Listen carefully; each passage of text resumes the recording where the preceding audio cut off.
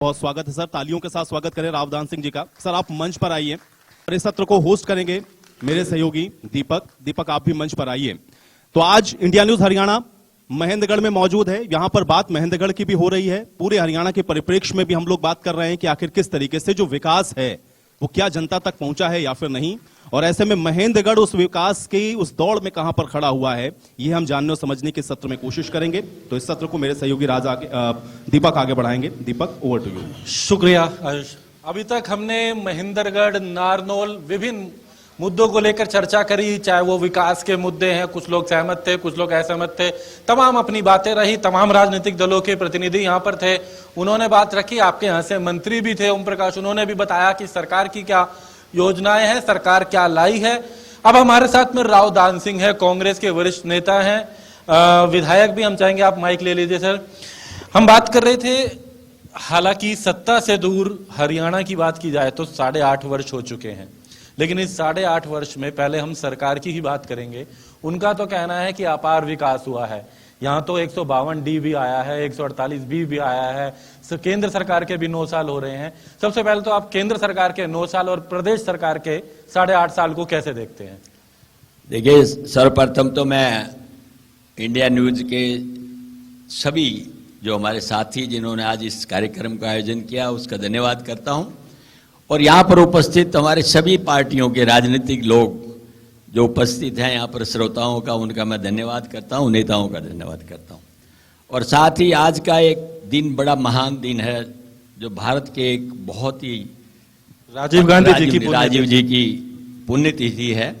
उनको पूरा राष्ट्र याद करता है, उनको श्रद्धासुमन भेंट करते हुए उनको श्रद्धांजलि अर्पित करके अब मैं आपकी बात के ऊपर आना चाहता हूँ। देखिए, केंद्र सरकार के 9 वर्ष और प्रदेश की सरकार के 8.5 वर्ष हो चुके। लोगों ने बड़ी आशा, अपेक्षा, उमंग और विश्वास के साथ में भारतीय जनता को मत देकर के सत्ता सौंपी थी, केंद्र और प्रदेश दोनों के अंदर। और ये आइडिया लगाया था कि जिस गति से कांग्रेस इस देश का और प्रदेश का विकास कर रही है, हो सकता है कि बदलाव के बाद शायद वो गति और आगे बढ़ जाए, क्योंकि भाजपा ने बहुत बड़े बड़े वादे किए थे और उन्होंने कहा था कि अच्छे दिन आएंगे, और इसी गलतफहमी के अंदर लोगों ने मतदान करके उनको यहां भेजा। लेकिन जो आशा और अपेक्षाएं थी वो निराशाओं में बदल गई। न तो केंद्र का कुछ भला हुआ, न प्रदेश का भला हुआ।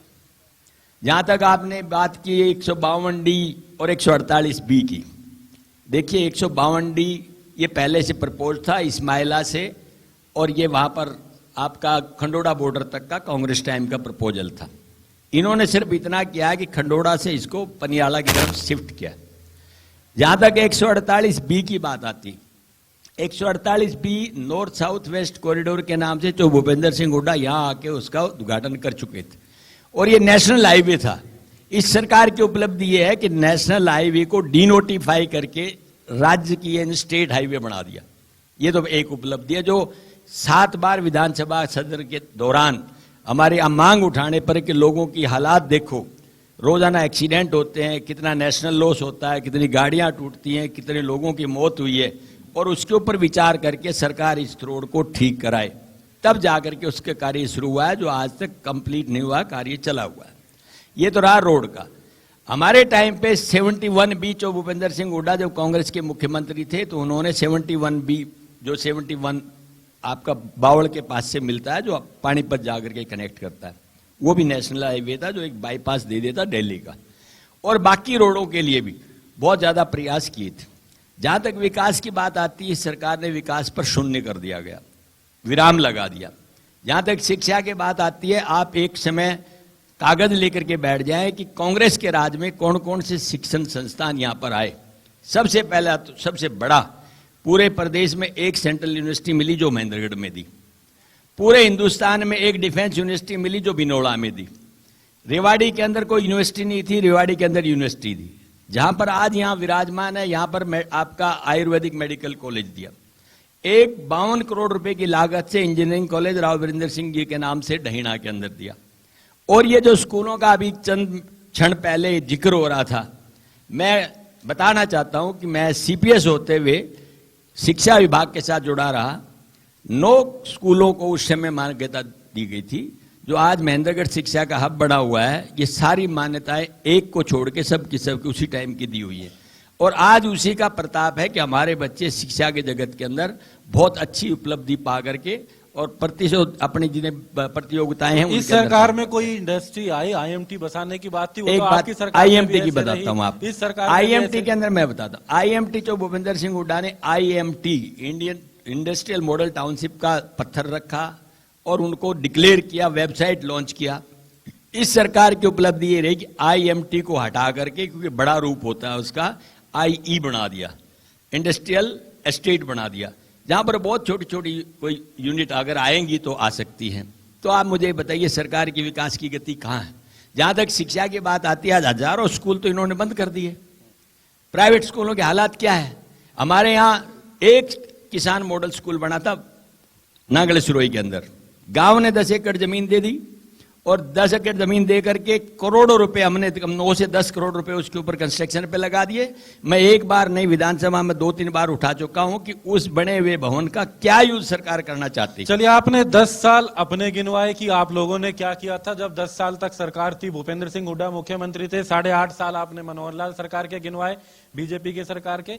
लेकिन इन दिनों मुख्यमंत्री जन संवाद कार्यक्रम चला रहे हैं, 3 दिन बाद आपके यहां पर भी आना है उन्होंने, 3 दिन का प्रवास है। आप लोग भी हाथ से हाथ जोड़ो अभियान चला रहे हैं। कर्नाटक में सरकार बनी है, हाथ से हाथ जोड़ो अभियान जो है आपका लगातार चल रहा है। दक्षिण हरियाणा में इसका कितना असर नजर आएगा? हाथ से हाथ जोड़ो अभियान की बात कर रहे हैं और क्योंकि आप कह रहे हैं विकास नहीं हुआ और बीजेपी ने तो विकास के बहुत यहां पर बाकायदा आंकड़े रखे हैं, तो कितना असर आपके हाथ से हाथ जोड़ो अभियान को हुआ? 100% आ जाता है। लोगों का मन बदलाव की तरफ है। और आज अगर महेंद्रगढ़ की बात करें तो जिस तरह से रोडों की दशा है वो अपना आप बयान कर देगी इसकी सच्चाई क्या है। हाथ से हाथ जोड़ों को लोगों को जोड़ने की बात की है। भाजपा सिर्फ विभाजन की बात करती है, चाहे जाति के धर्म पे हो, जाति पे हो, सांप्रदायिक पे हो। उनके पास कोई भी एजेंडा ऐसा नहीं है जो विकास से जोड़ के हम कह सकते हैं। और जिसका परिणाम आपने देख लिया कि जहां बजरंग दल और बजरंग बली के नाम पे वोट मांगने की बात की, लोगों ने, कर्नाटक के लोगों ने उनको जवाब दे दिया। और वो जवाब आज तक सच्चाई के अंदर ये है कि पूरे हिंदुस्तान के अंदर प्रकलोट कर रहा है। और वो एक नया अध्याय इस भाजपा की हार से जुड़ने जा रहा है कि पूरे देश के अंदर लोगों का मन बदल रहा है। और वो आप देखेंगे कि आने वाले चुनावों के अंदर बहुत जबरदस्त बदलाव प्रदेश और देश के अंदर आपको देखने के लिए मिलेगा। चलिए, बदलाव देखने को मिलेगा। लेकिन हम बात कर रहे थे जब विकास की, तो मुख्यमंत्री जहां भी जा रहे हैं जनसंवाद में बाकायदा आंकड़े रख रहे हैं कितने लोगों को रोजगार मिला बिना पर्ची खर्ची के। क्योंकि पिछली सरकारों में तो पर्ची खर्ची कहते हैं, चाहे वो इनेलो हो, कांग्रेस, सब पे आरोप लगाती है सरकार मौजूदा। अब वो जब आंकड़े रखेंगे, आपको उम्मीद है कि आपके यहाँ कुछ विकास की उपलब्धियां भी आएंगी, कुछ विकास की घोषणाएं भी होंगी, कुछ आपके क्षेत्र को भी, महेंद्रगढ़ को, नारनौल को, टेली को या आसपास के जो इलाके हैं यहाँ कुछ मिलेगा, क्योंकि जल्द ही उनका कार्यक्रम भी यहाँ पर है। देखिए, जहां तक रोजगार की बात आती है, कांग्रेस के टाइम पे जब भूपेंद्र सिंह हुड्डा मुख्यमंत्री थे, हम 1 नंबर पे थे रोजगार में, 1 नंबर पे थे इन्वेस्टमेंट में, 1 नंबर थे जीडीपी के अंदर। आज परिस्थितियां विपरीत हो चुकी हैं। हमारी गिनती नहीं है कि हम कितने जीडीपी में नीचे चले गए, बेरोजगारी में कितने नीचे चले गए। आमतौर पर ये लगता था जब गांव के अंदर बात कही जाती है कि डीसी रेट पर मुझे लगा दो, इन्होंने उसको भी एक कौशल रोजगार निगम के नाम से जोड़ करके लोगों को उसके अंदर डाइवर्ट कर दिया कि आप अपने रजिस्ट्रेशन कराइए, आपके घर पे आपका सरकारी लेटर अपॉइंटमेंट का आ जाएगा। जबकि वो भी एक कॉन्ट्रैक्ट की बात है जो टेम्परेरी है। जिस दिन परमानेंट एम्प्लॉय वहां आ जाएगा उसकी भी छुट्टी कर दी जाएगी। तो मैं उन नौजवान जो साथी हमारे हैं आज, उनके भविष्य के बारे में क्या सोचूं? ऊपर से रही केंद्र की सरकार, उन्होंने एक हमारे क्षेत्र के अंदर जवान और किसान का रहा है, क्योंकि यहाँ का किसान बड़ा परिश्रमी है जो सूखी धरती का सीना चीर के अनाज पैदा करता है, गरीब का पेट अपने पसीने से सींच करके अनाज पैदा करके भरता है। वहां किसान की हालत है दुर्दशा में, उसको एमएसपी नहीं मिलता। जवान की हालत है, एक जमा आती थी, एक किसान चला जाता था, एक जवान चला जाता था, उस फौज को भी कच्चा कर दिया इन्होंने, जो आपने अग्निवीर के नाम से छोड़ा। और एक टाइम था जब 5000 से ज्यादा बच्चे सालाना हरियाणा प्रदेश से फौज के अंदर चले जाते थे। उनकी संख्या घट करके अब रह गई 900, और 900 में से भी तकरीबन 240-45 के आसपास पक्के रहेंगे। अगर इन परिस्थितियों का आप देखें तो ये मान के चलिए हमारी लैंड होल्डिंग घट रही है, फौज की नौकरियां घट रही है, बाकी सर्विसेज घट रही हैं, हमारे पास सोर्स ऑफ इनकम क्या होगा?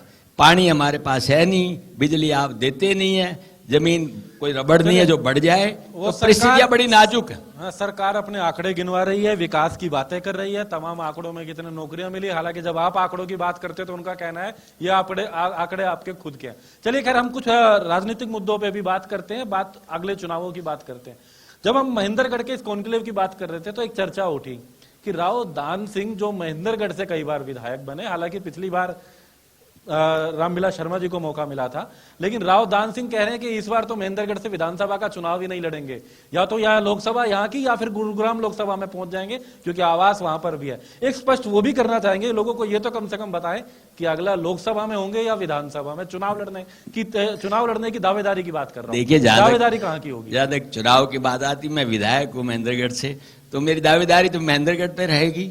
लेकिन जहां तक सांसद की बात आती है, ये फैसला पार्टी का रहता है, जो हाईकमांड फैसला करेगी, जो कांग्रेस पार्टी फैसला अपनी भी रहती है, जो सरकार सभा की दावेदारी है या लोकसभा की, क्योंकि ये बहुत लोगों ने प्रश्न किया, बाकायदा लोगों ने इसको लेकर ट्वीट भी करे, प्रश्न पूछे कि राव दान सिंह क्या महेंद्रगढ़ विधानसभा में ही रहेंगे या इसके बाहर लोकसभा में जा रहे हैं, महेंद्रगढ़ नारनौल या भिवानी महेंद्रगढ़ या फिर गुरुग्राम ही चले जाएंगे? देखिए, पार्टी का जो आदेश रहेगा, आपको कौन सा चुनाव लड़ना है, उस आदेश की पालना होगी। मैं एक अनुशासित सिपाही रहा हूं पार्टी का, हमेशा उसके दिए हुए आदेश की पालना की है। आज फिर मैं कहता हूं, लेकिन महेंद्रगढ़ की दावेदारी कभी मैं छोड़ नहीं सकता, क्योंकि महेंद्रगढ़ एक ऐसी जगह है जिसने मुझे मान सम्मान दिया है। दान सिंह तो हजारों हैं, लेकिन महेंद्रगढ़ ने जो मान दिया है उसको मैं कभी जिंदगी में नहीं भुला सकता, वो मेरा हमेशा जीवन के अंदर रहेगा। चलिए, पार्टी की बात कर रहे थे, पार्टी में सब सही चल रहा है, क्योंकि हमारे पास तो कार्यकारी अध्यक्षों के नए के नाराजगियां आने लग गई कि बात तो केवल भूपेंद्र सिंह हुड्डा तक है।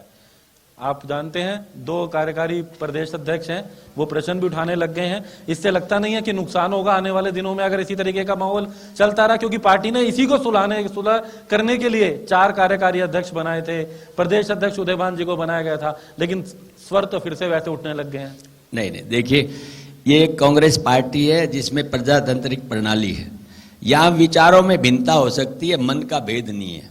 अभी माननीय रामविलास जी कह रहे थे कि कर्नाटक में आपने विजय हासिल की कांग्रेस में, लेकिन 5 दिन लग गए उनको मुख्यमंत्री का नाम घोषित करने में। ये प्रजातंत्र का रूप है।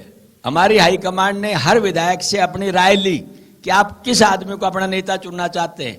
मैं समझता हूं इससे बड़ा प्रजातंत्र का दूसरा रूप नहीं हो सकता। ये भाजपा की तरह से तानाशाही नहीं है कि जिसको चाहा उसको उठा करके ना आपने अपने पद के ऊपर बैठा दिया।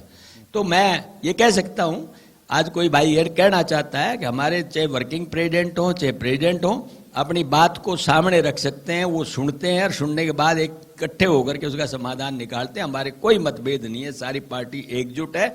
एक नेता है राहुल गांधी जी, उसका भी सब का सब अनुसरण करते हैं। प्रदेश के अंदर जो भूपेंद्र सिंह हुड्डा एक ताकतवर नेता है, और आज के हमारे अध्यक्ष हैं उदयभान जी हैं, 4 तो ये स्वर रुकेंगे जो आजकल बगावत वाले सर नजर आ रहे, स्वर आ रहे नजर, ये बगावत कार्यकारी अध्यक्ष वाले, बगावत प्रदेश अध्यक्ष से, पार्टी की बात नहीं, प्रदेश अध्यक्ष से भूपेंद्र सिंह हुड्डा से नाराजगी दिखा रहे हैं। कोई वो हो सकता है, कोई मनभेद उनका हो तो वो अपनी बात कह सकते हैं, विचारों में भिन्नता हो सकती है, मनभेद नहीं हो सकता। चलिए दोबारा महेंद्रगढ़ में आ जाते हैं।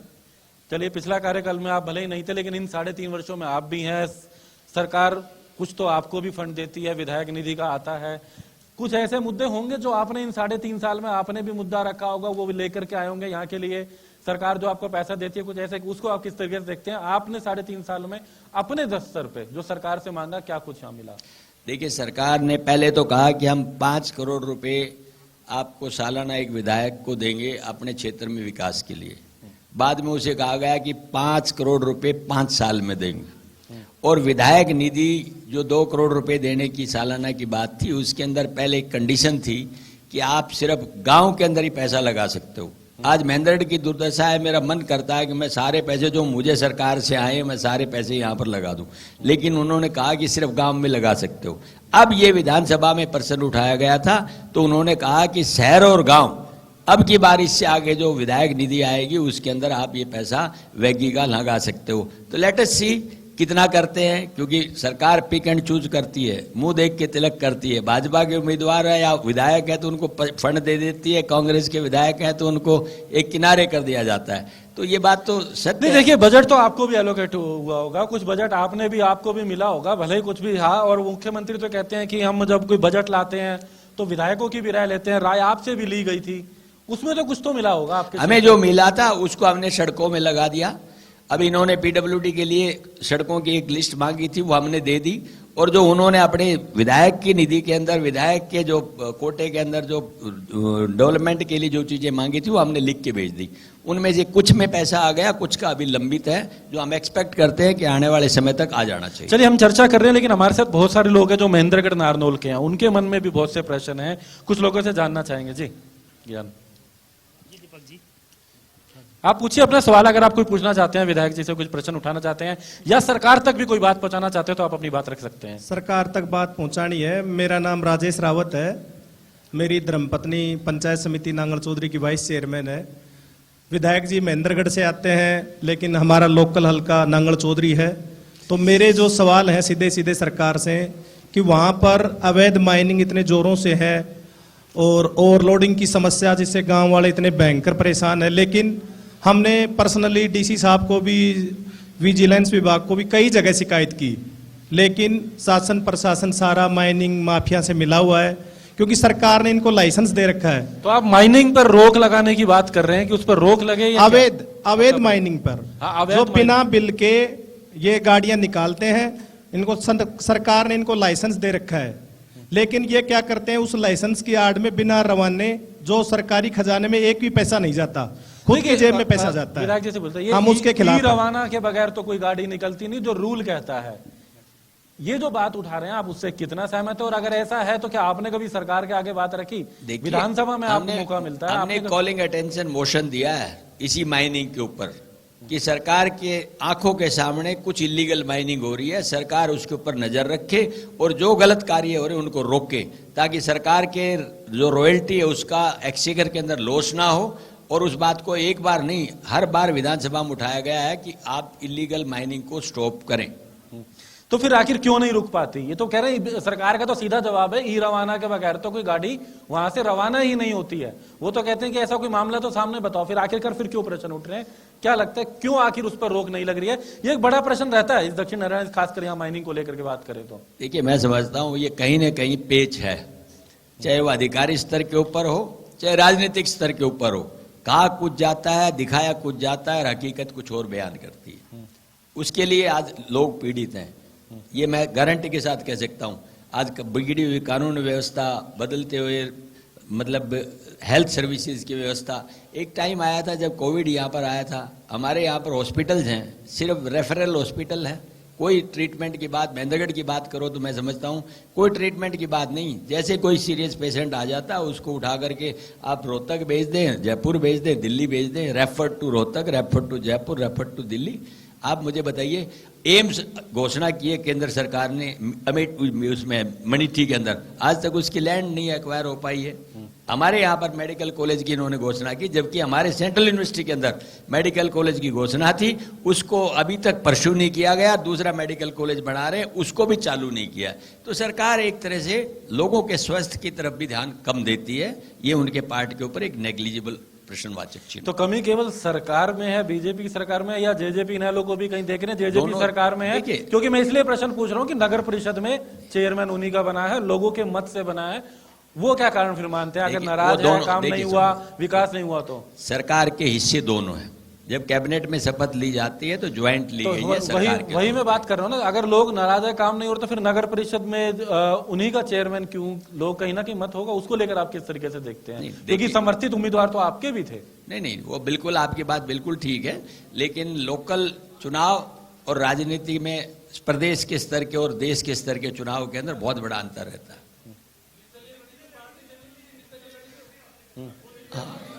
नहीं, समर्थित उम्मीदवार की बात हो रही है, समर्थित उम्मीदवार थे कहीं ना कहीं, इस बात से भी सहमत रहना होगा। जी बिल्कुल।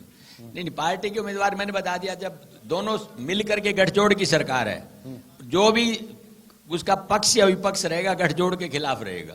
अभी अभय सिंह चौटाला भी आए थे आपके यहाँ पर, वो भी पदयात्रा पर है, किस तरीके से देखते हैं इंडियन नेशनल लोकदल? वो तो कह रहे हैं कि अभी भी यहाँ दावे थे कि सरकार उनकी आ रही है, वो तो ये कह रहे हैं उनके कार्यकर्ता राजनीतिक परिवार से हैं, वो राजनीतिक पार्टी उनके पास है, वो अपने तौर पे प्रयास कर रहे हैं। यही इस देश की मतलब सबसे बड़ी खासियत है कि हर आदमी को राजनीति में अपने तौर पे चलने का अवसर दिया जाता है, क्योंकि यहाँ तानाशाही नहीं, यहाँ प्रजातंत्र है। वो अपने प्रयास कर रहे हैं, वो जनता ने देखना है। सबसे बड़ी अदालत जनता की है कि कौन आदमी जनता की अदालत को विश्वास लेके आगे बढ़ता है। कांग्रेस मैं समझता हूँ 70 साल तक देश को बहुत कुछ दिया है। आज जो हम कंप्यूटर की ये जो सामने नजर आ रहा है, इसका कोई द्योतक है तो राजीव जी हैं। ये ऑटोमोबाइल का आता है तो कांग्रेस पार्टी है, ग्लोबलाइजेशन का आता है तो कांग्रेस पार्टी है, एटॉमिक एनर्जी का आता है तो कांग्रेस पार्टी है। ये कह देना लोगों का कि उस टाइम में कुछ नहीं हुआ, नकारना बहुत आसान है, लेकिन बना कर करके दिखाना बहुत मुश्किल। चलो करके दिखाना उनका कहना है कि बहुत मुश्किल है। कर्नाटक चुनाव में आप गए थे, अच्छा बहुमत मिला है, इसमें कोई दो राय नहीं है, लेकिन हम उसके बाद बात कर रहे हैं राजस्थान का भी चुनाव है और आप राजस्थान की सीमा से दूर नहीं है। जब हम बात महेंद्रगढ़ नारनौल की करते हैं तो लगभग कल्चर बॉर्डर डिस्ट्रिक्ट है, बॉर्डर स्टेट हो के दोनों साथ साथ हैं, तो होता है। कितना असर राजस्थान पर पड़ेगा कर्नाटका का, और उसके बाद हरियाणा की जमीन कितनी मजबूत होगी कांग्रेस के लिए, क्योंकि 1 वर्ष बाद लोकसभा और लगभग 1.5 वर्ष 1 से 1.5 वर्ष बाद विधानसभा भी है, तो उसका असर कितना आएगा इस तरफ की बात करें राजस्थान होते हुए हरियाणा की तरफ। देखिए, हरियाणा से राजस्थान में कोई राजनीतिक असर न देखने के लिए मिला। आपने ये देखा होगा कि पिछली बार भी सरकार वहां किसकी थी और यहाँ किसकी रही। यहाँ मैं गारंटी के साथ कह सकता हूँ आने वाले समय के अंदर यहाँ कांग्रेस की सरकार होगी। और राजस्थान के अंदर राजस्थान जिस तरह से प्रयास कर रहा है, जिस तरह से पार्टियां मेहनत कर रही है, जिस तरह की स्कीम उन्होंने दी है, वो स्कीमों को देख करके आम आदमी खुश है, उससे उसके परिणाम भी आने वाला चुनाव बताएगा। पार्टी मजबूत हो रही है आपको लगता है? जो हम वो बात कर रहे थे, हाथ से हाथ जोड़ो अभियान और तमाम जो मुद्दे हैं, महेंद्रगढ़ में भी कार्यक्रम हुए, तमाम जगह पे रहे, पार्टी मजबूत हो रही है? मजबूत हो रही, बिल्कुल मजबूत हो रही, क्योंकि हमने आपस में भाई से मनमुटाव था तो उसको हटा करके जोड़ने का प्रयास किया। यही एक मकसद हाथ से हाथ जोड़ने का। राहुल जी ने भारत जोड़ो यात्रा शुरू की, जो दक्षिण से उत्तर तक गई, कश्मीर तक गई, और उसके दौरान लाखों लोगों ने इसके अंदर हिस्सेदारी ली। उसी का परिणाम मैं कह सकता हूं कि कर्नाटक के अंदर बहुत बड़ा कंट्रीब्यूशन राहुल जी की उस यात्रा का रहा है। आज उन्होंने एक हाथ से हाथ जोड़ो कार्यक्रम दिया हुआ है, जो पूरे गांव-गांव तक पहुंच करके हमारे कार्यकर्ता आम आदमी की समस्याओं को सुन करके, उनसे मिल करके, उनसे बैठ के उनके समाधान के लिए प्रयास करते हैं, और आगे आने वाले समय तक उसके अंदर बहुत अच्छे परिणाम देखने के लिए मिलेंगे, ऐसा मैं एक्सपेक्ट करता हूं। आपको लगता है अच्छे परिणाम मिलेंगे इन लोकसभा में भी और विधानसभा में भी? चलिए, राव दान सिंह हैं जिन्होंने तमाम बातें रखी, क्योंकि कांग्रेस के वरिष्ठ नेता है, कई बार विधायक रहे, सीपीएस रहे हैं सरकार में भी, और अगर बात करें इन्होंने तमाम बातें रखी। हालांकि सरकार के काम से तो ज्यादा सहमत नजर नहीं आए ये। इनका कहना है कि वो आंकड़ों तक बात रह गई थी, लेकिन अब ये कह रहे हैं कि ये करके दिखाएंगे। 1 वर्ष बाद लोकसभा के चुनावों में जीत का दावा कर रहे हैं, विधानसभा की बात कर रहे हैं उसके बाद, लेकिन फिलहाल ये पब्लिक ने तय करना है। लेकिन आपके आगे तमाम बातें उन्होंने रखी हैं। सरकार के कामकाज से कितने संतुष्ट हैं या अपनी पार्टी की क्या सोच है, ऐसे तमाम मुद्दों को लेकर उन्होंने बात रखी। इस चर्चा में फिलहाल इतना ही। आपने तमाम मुद्दों को लेकर, महेंद्रगढ़ नारनौल के विकास को लेकर के इस पूरे कार्यक्रम में, इस कॉन्क्लेव के दौरान चर्चा हुई, लेकिन वक्त एक ब्रेक का है। ब्रेक के बाद भी खबरों का सिलसिला लगातार जारी रहेगा। धन्यवाद।